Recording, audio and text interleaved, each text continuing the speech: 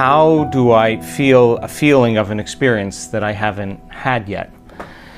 Well, think about this. The number one feeling that we feel when our life begins to change, or we begin to have feedback from our environment that what we're doing inside of us is producing an effect outside of us, the most common emotion that we feel is a love for life, a joy for existence, grateful, a real deep sense of gratitude.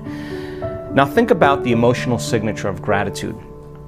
The emotional signature of gratitude means that something has already happened. When you receive something, or when you're given something, or you are in the process of receiving or have received it, you give thanks.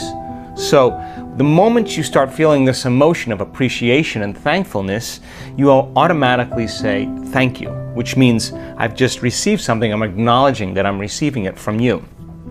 So most people live their lives waiting for something outside of them to change how they feel inside of them. They're waiting for their new relationship, they're waiting for their new job, they're waiting for their new mystical moment to occur before they feel the emotions. So basically they're spending the majority of their time waiting and not creating, living in lack, living in emptiness, living in fear, waiting for that external event to take away their emptiness or pain. That's the Newtonian model of reality, of cause and effect.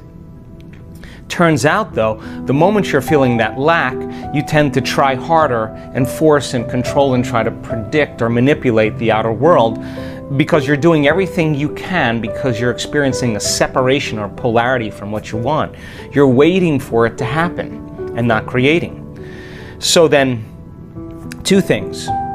When you combine a clear intention with an elevated emotion, a heart-centered emotion, not the emotions of survival that are anger and hostility and aggression and competition or hatred or envy or jealousy or insecurity or fear or anxiety or pain or suffering or guilt or shame, those are derived from the hormones of stress. An elevated emotion is a heart-centered emotion.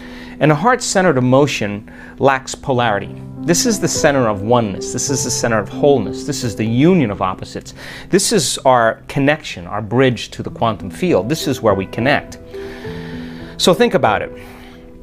When you begin to feel a heart-centered emotion, what you're doing is you're falling in love with your life. So your body is your unconscious mind. It does not know the difference between an experience that creates an emotion and an emotion that you're creating by thought alone. Your body is believing it's living in that future reality in the present moment. Now think about this. The latest research on genes says the environment signals the gene. Well, the end product of an experience in the environment is called an emotion. So when you begin to embrace the emotion ahead of the actual experience, you're signaling the gene ahead of the environment.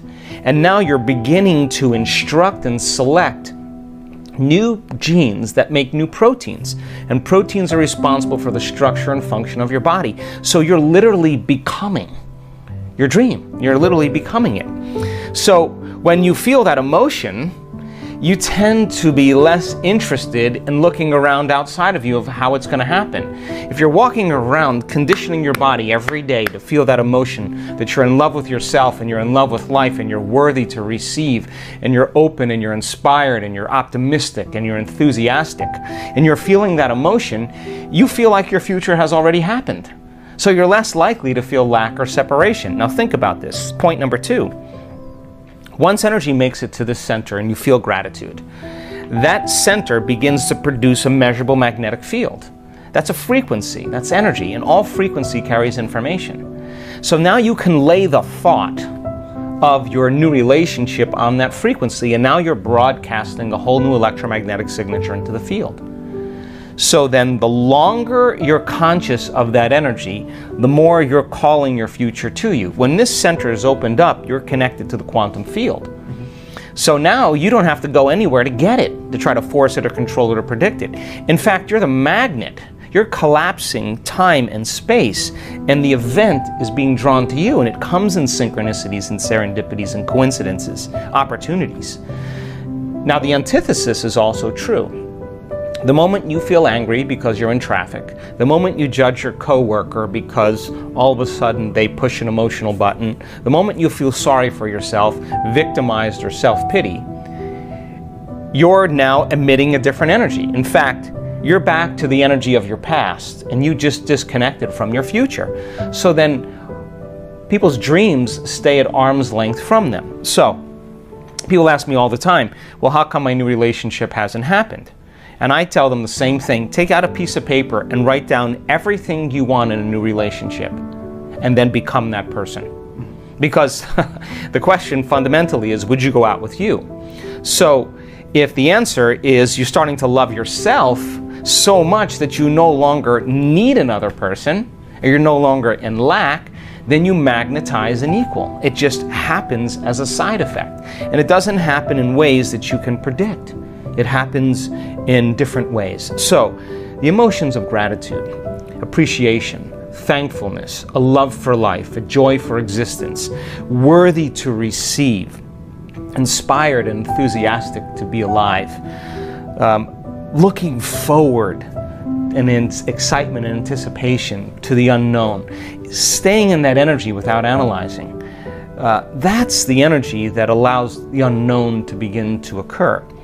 So what you're doing is you're teaching your body emotionally what that future feels like. And when you're in a state of gratitude, you're in the perfect state to receive the fruits of your efforts.